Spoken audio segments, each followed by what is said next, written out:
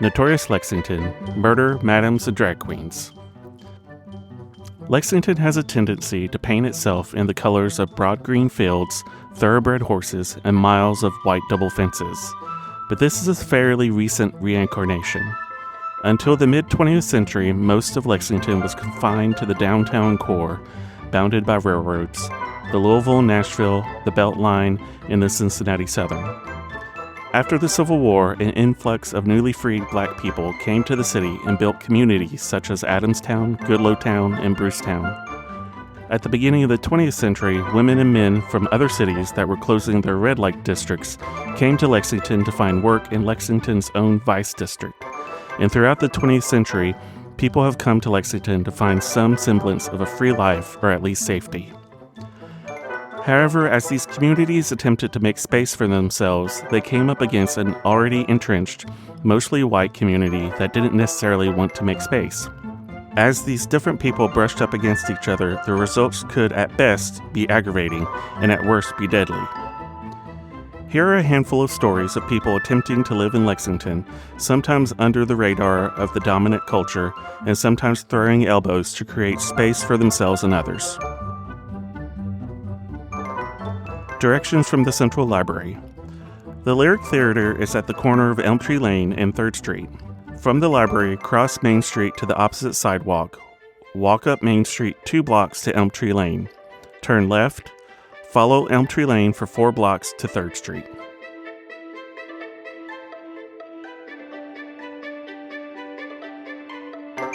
Lyric Theater, 300 East 3rd Street. During the height of segregation, the Lyric Theater opened in 1948 as the first theater explicitly for Lexington's black community. Opened as a movie theater, it also hosts legendary concert acts Duke Ellington, Dinah Washington, Moms Mabley, Red Fox, The Drifters, and Tina Turner, among so many others. The Lyric closed in 1963, and though plans were made to renovate the building to house the Lexington Rescue Mission, the building sat abandoned until 2010 when it was reopened as a movie theater, event and concert venue, art gallery, and community center. Interviewed about the Lyric closing in 1963, an East End resident described the Lyric in Dewey Street. It was a little Bourbon Street or a little Bill Street. In 1960, the Lyric put on its last drag show of the 20th century when 3 men, 2 drag performers, Tuesday Taylor and Princess DeCarlo, and the theater manager, Donald Garrison, were arrested under a lewdness ordinance.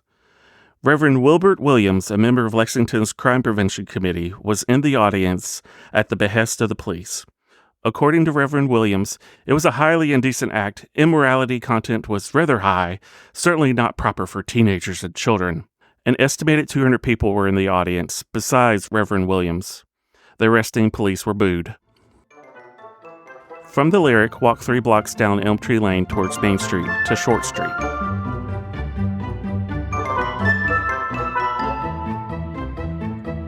Bicycle Face, 331 East Short Street, facing Midland generally. Lexington has a history of prostitution. Disorderly houses had been in existence since the 1790s. After the Civil War, certain areas of town were identified as red light districts, with the earliest Babylon Block later replaced by Rats Row and then The Hill. By 1915, Lexington's Vice District consisted of this block where we are now, between Wilson Street, Eastern Avenue, and East Short Street. The grandest disorderly house, of course, was Belle Breezing's house at 153 McGowan Street, though the house stood in close proximity with houses run by Blanche Patterson, Snooky Simpson, Lizzie Hill, Barb Burnell, and Mother Board, other names that don't get as much limelight as Belle's. As other cities closed their red light districts, women and men moved to Lexington to continue working. In 1915, under the guise of promoting social hygiene, Mayor J. Ernest Cassidy appointed a committee on social hygiene, which later became the city's Vice Commission. This commission released a report that shocked Lexingtonians. Within the Vice District, there were 28 houses, parlor houses, as well as assignation houses. According to the report, there was even some Lexington houses that permitted the horrible practice of perversion, the most revolting and degrading of all vices. One madam declared that her inmates were all perverts, and boasted that her place was a favorite resort because of the practices performed by the inmates. The sickening details of these conditions are too awful to relate. Lexington also has a history of male prostitution. Lexington's first anti-vice ordinance would pass in December 1915. Breezing and other madams ignored the ordinance until 1917, when World War I meant soldiers stationed near Lexington. Lexington was ordered to enforce the law. Belle's house became her private home, where she stayed in relative seclusion until her death on August 10, 1940. 2 weeks after her death, a 3-day public auction was held to sell the contents of Belle's home. The house became the Hudson Hotel and then an apartment building, the Floral Apartments. McGowan became Eastern Avenue. In 1973, a 7-year-old boy started a fire that killed a woman by the name of Carol Smith, who was trapped in her third-floor apartment and destroyed the building. In 1996, the area was turned into low-income housing. Breezing is buried in Calvary Catholic Cemetery across from the Lexington Cemetery. A local gay couple continues to tend her grave, and visitors leave trinkets and coins to curry favor with Lexington's madam. Walk 2 blocks up Short Street to 219 East Short Street. This is opposite Esplanade.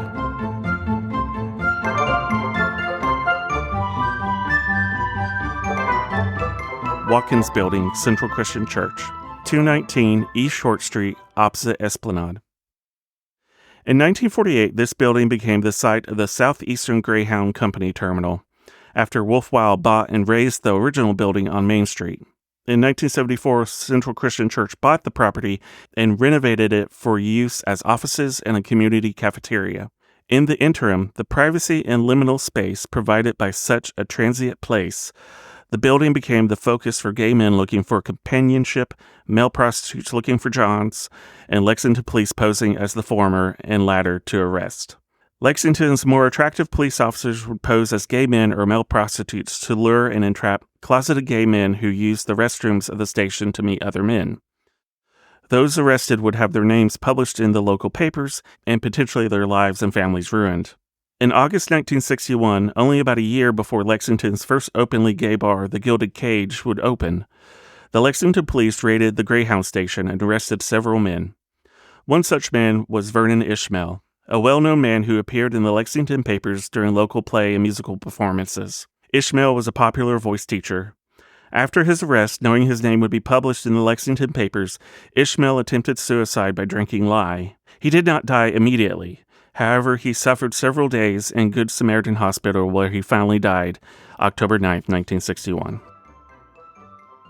Cross Short Street and walk down Esplanade. Cross Main Street to the bar complex. Be aware of traffic.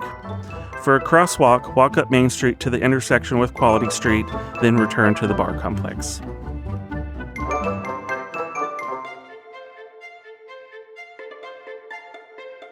The bar complex, the Mayfair Bar, 224 East Main Street. The building at 224 East Main Street has been many things. Before it was a gay bar, the building housed one of Lexington's premier bookie joints. Between 1930 and 1950, it was the Mayfair Bar, owned by Ed Curd, Lexington's biggest bookmaker and the developer of point spread betting. Gambling took place regularly and somewhat illegally upstairs, while downstairs was a restaurant and bar. Ed Curd would eventually be arrested for tax evasion and forbidden from gambling in Lexington.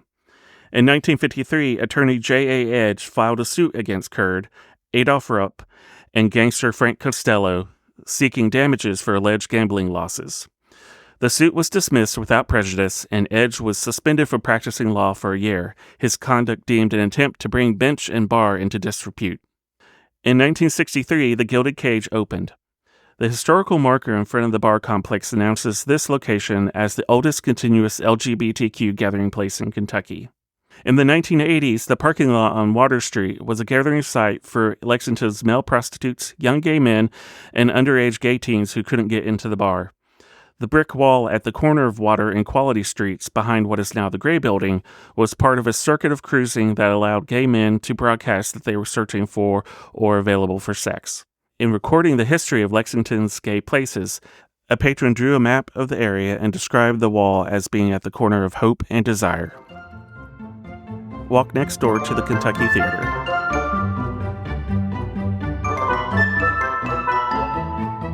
Kentucky Theater, Fleur-de-Lis, 216 to 214 East Main Street.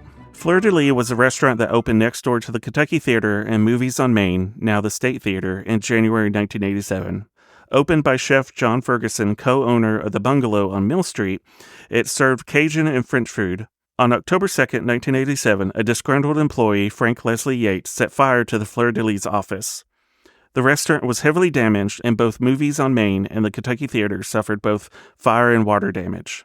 Ferguson would open the restaurant after the fire at 120 South Upper Street. Eventually, the space would become the queer restaurant Mia's until that entire beloved block would be razed to build the current Lexington Marriott City Center. The Kentucky would remain closed until 1992. Movies on Main would return to its original name, the State Theater, and reopen in 1997. The Kentucky Theater has remained since the 1980s a central figure in local Lexington LGBTQ+ cultural life. Akin to the Castro Theater in San Francisco, it features queer fundraisers, events, and films. Walk down Main Street, cross Martin Luther King Boulevard, face the subway across the street.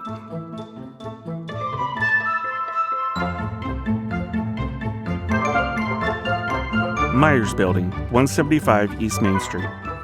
Newly built in 1889, this block between Main and Short on what was then Walnut Street was the site of Lexington's first federal post office.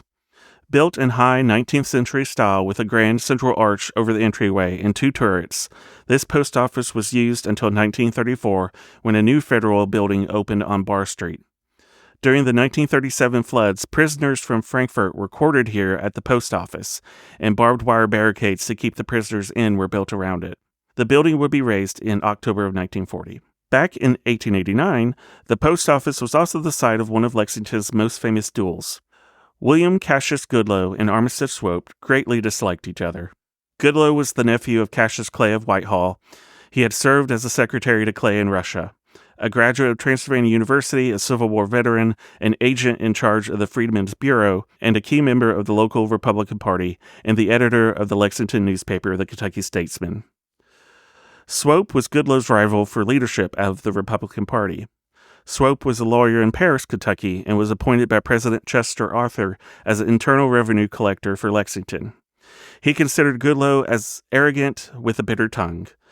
The rivals clashed at the 1888 Republican State Convention and again a few days later when the two met at the Phoenix Hotel. For the next year, the rift seemed successfully assuaged until the two met again unexpectedly at the post office on November 8, 1889. As Swope and Goodloe were collecting their mail, Goodloe accused Swope of standing in his way, and Swope accused Goodloe of assaulting him by the very act of speaking. Swope drew his .38 caliber Smith & Wesson, and Goodloe pulled a large dirk that his uncle Clay had given him.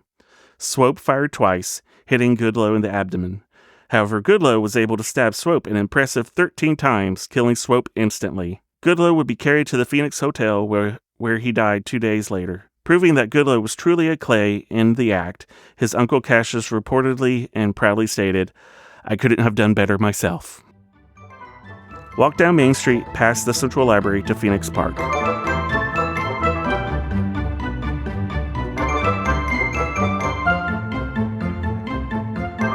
Phoenix Hotel, 120 to 140 East Main Street. The Phoenix Hotel has existed in Lexington in some form or fashion since 1797, when John Postlethwaite purchased a portion of an outlot near the eastern edge of town. Postlethwaite's Tavern quickly grew into an elegant hotel and became the commercial, political, cultural, and social center of the Bluegrass region. In 1806, former Vice President Aaron Burr stayed at the hotel, now Wilson's Inn, to meet with conspirators in Lexington. He planned to invade the Mississippi and Louisiana territories and establish an independent country. He would be arrested for treason, but released due to a lack of evidence. In 1820, the hotel suffered its first of 3 fires. On March 3rd, a fire broke out in the attic. The 38-room tavern was consumed by flames, though there was time to save the hotel furniture and the guests' belongings. The newspaper The Lexington Public Advertiser expressed its wishes for the distinguished hotel. "We hope it may soon arise like a phoenix from its ashes, and that this misfortune will be but the commencement of an era of good fortune to its proprietor." And that is how the hotel got its name. By the late 19th, early 20th century, the Phoenix Hotel was a grand building with shops, restaurants, and a barber on the first floor. In October 1961, an exhibition basketball game was scheduled in Lexington between the Boston Celtics and the St. Louis Hawks. The Celtics were booked at the Phoenix Hotel. After checking in, Bill Russell, Al Butler, Sam Jones, Casey Jones, and Tom Sanders, all black Celtic players, were denied service at the hotel's coffee shop. The 5 players refused to play in the game and returned to Boston. 2 of the Hawks players also boycotted the game. This led to a series of picket lines at the hotel by the Lexington chapter of the Congress of Racial Equality. In December 1961, Louis Armstrong had been hired to play at a private party at the Phoenix Hotel. When he arrived, the members of CORE were picketing, barring the front entrance. Armstrong refused to cross the picket line.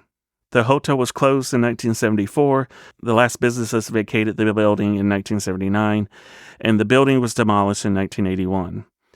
By 1987, Park Plaza, the Central Library, and a park were built on the site. The park was originally called Central Park, but was renamed Phoenix Park in 1990. Cross Main Street. Walk 1 block down Main Street to the old Fayette County Courthouse.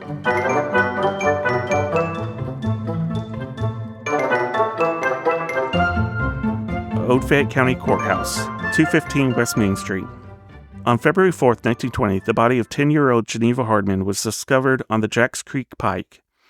In the following hours, bloodhounds and a mob would search southern Fayette County in search of the suspect in her killing.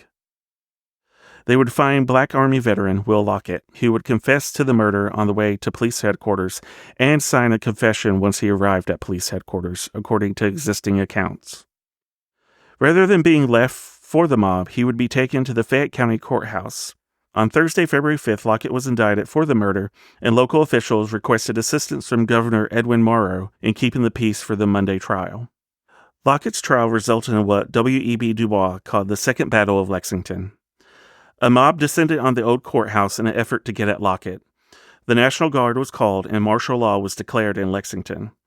A machine gun was installed on the Main Street side of the courthouse, and guardsmen stationed in the street pointing their guns eastward away from the courthouse. When members of the mob began to storm the front stairs of the Main Street entrance, guardsmen led by General James M. DeWeese fired on the mob. 50 shots were then returned at the courthouse. In all, there were 29 casualties, including 6 fatalities, though there were also more who were injured but not identified.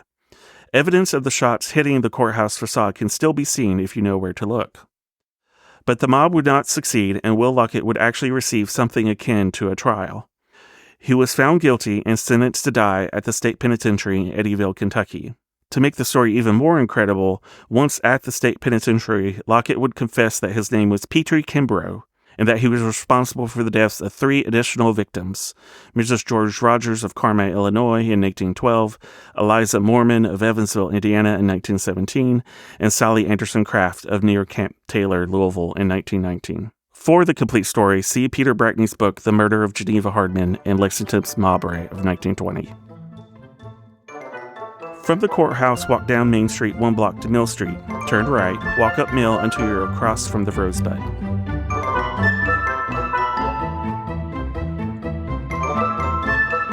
The Bungalow, 121 North Mill Street. Opening in 1975, The Bungalow was a restaurant and bar that operated at this location for 14 years. It was a small, intimate space with a jukebox, and originally with a menu based on Irma Rombauer's Joy of Cooking. Owned by Joe Woosley and his partner John Ferguson, the space also featured a throne to celebrate people's birthdays and other events. John Ferguson would go on after the couple separated to open Fleur de Lis. In 1975, the FBI were actively in Lexington searching for 2 women, Catherine Ann Power and Susan Sachs, 2 members of a group who staged robberies at the Massachusetts National Guard Armory and a bank in Brighton, Massachusetts. During the bank robbery, a Boston police officer, Walter Schroeder, was shot and killed by one of Power and Sachs' accomplices. Power and Sachs were placed on the FBI's most wanted list. Briefly, in 1974, Power and Sachs came to Lexington, became established as a lesbian couple in the local feminist women's communities. Under the pseudonym Lena Paley, Sachs worked as a cook at Alfalfa Restaurant. Power used the pseudonym May Kelly. They fled almost immediately. However, in 1975, the FBI descended on Lexington looking for Power and Sachs. Hearing that the Bungalow was a gay bar, undercover agents photographed and harassed patrons. Eventually, 5 Lexington gay women and 1 gay man would be arrested over their refusal to speak to FBI agents. Lexington's gay community has a history of feeling like they're under siege. From Mill Street, walk back to Main Street, cross Main Street, and continue down Mill Street 1 block to Vine. Cross Vine, head west towards Rupp Arena. Be careful crossing Broadway. Follow the facade of Rupp Arena on Vine Street till you are in front of the outdoor steps.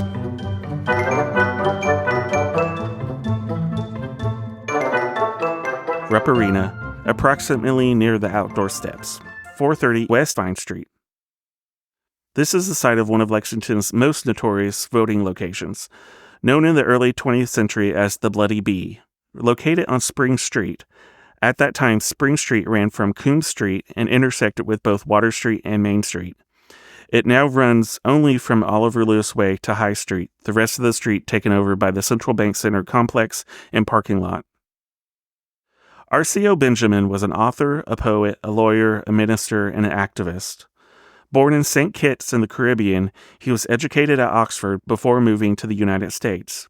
He lived in numerous places throughout the U.S. and in several cities established newspapers, including the Colored Citizen in Pittsburgh, Pennsylvania, the Chronicle in Evansville, Indiana, and the Negro American in Birmingham, Alabama. In 1892, he married Lula M. Robinson. In 1897, they settled in Lexington, where he edited the Lexington Standard. On October 2, 1900, Benjamin took a group of black men to be registered to vote. They went to the voting location on Spring Street. The precinct, which was heavily black, had been notoriously violent as white election officers and white antagonists attempted to keep black voters from the polls. As the black men with Benjamin were being questioned by the white election officials, Benjamin, a lawyer, knew that the officials were purposefully delaying registration. He attempted to step in to keep the officials honest. Mike Moynihan, the Democratic election judge, came forward and attacked Benjamin, knocking him to the ground and beating him with the butt of a pistol. Moynihan was arrested and removed from the site, though he would be released almost immediately by police. Benjamin returned home. Several hours later, Benjamin returned to the polling location. It is unclear as to why. But there he found Moynihan. Benjamin turned to flee the place. Moynihan shot Benjamin in the back, killing him. According to newspaper reports, when Benjamin's body was taken to police headquarters, a gun, which was not seen at the site of the shooting or by witnesses, was found in Benjamin's pocket. Lexington's black community came together to demand justice for Benjamin and Benjamin's widow and 2 children. Friends of Benjamin's met at Pleasant Green Church in an effort to provide aid to the Benjamin family. Lula Benjamin became editor of the Lexington Standard, but she would die in 1901. Moynihan was found not guilty by reason of self-defense. He would be released immediately from police court. However, about a month later, on November 1st, Moynihan would be arrested again for assaulting his cousin, Jerry Moynihan. And then again in 1903 for attacking a reporter, and again in 1908 for assaulting another man, and again in 1912 for almost killing a police officer.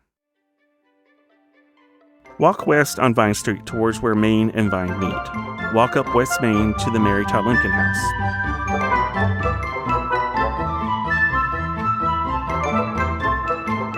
Mary Todd Lincoln House, 578 West Main Street. Built before 1812 as an inn called Sign of the Green Tree, the building was acquired by Robert Smith Todd in 1832. Mary Todd spent a handful of years of her youth here. Abraham Lincoln spent a month here in 1847 as well as other times. Mary Todd and Abraham Lincoln would marry in Springfield, Illinois on November 4, 1842. Robert Todd died during the 1849 cholera epidemic. The contents of the house were sold that year, and the house itself was sold in 1852. In 1879, the house had become a brothel run by Jenny Hill. Belle Breezing worked here as a bawd. This was the only house in which she was employed, rather than being a madam. In 1976, the building was renovated and became a house museum dedicated to the Mary Todd Lincoln family and their time here in Lexington. Walk up West Main Street to the intersection of Main and Jefferson. Cross Main, face gray building on west corner of Main and Jefferson called the House of Bourbon.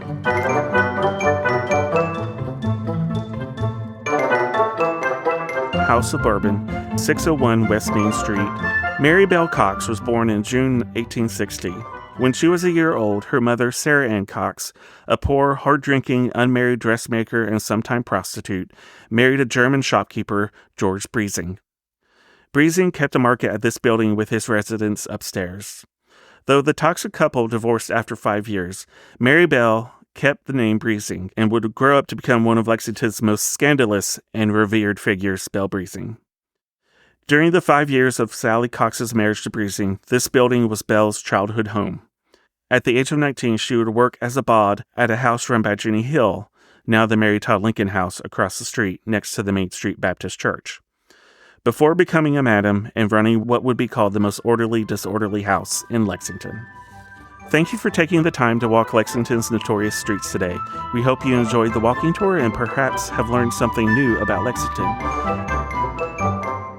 This concludes our tour. Thank you for joining Lexington Public Library on this walk through Lexington's past and present. If you enjoyed the tour, check out our other tours on our website at www.lexpublib.org/walkingtours.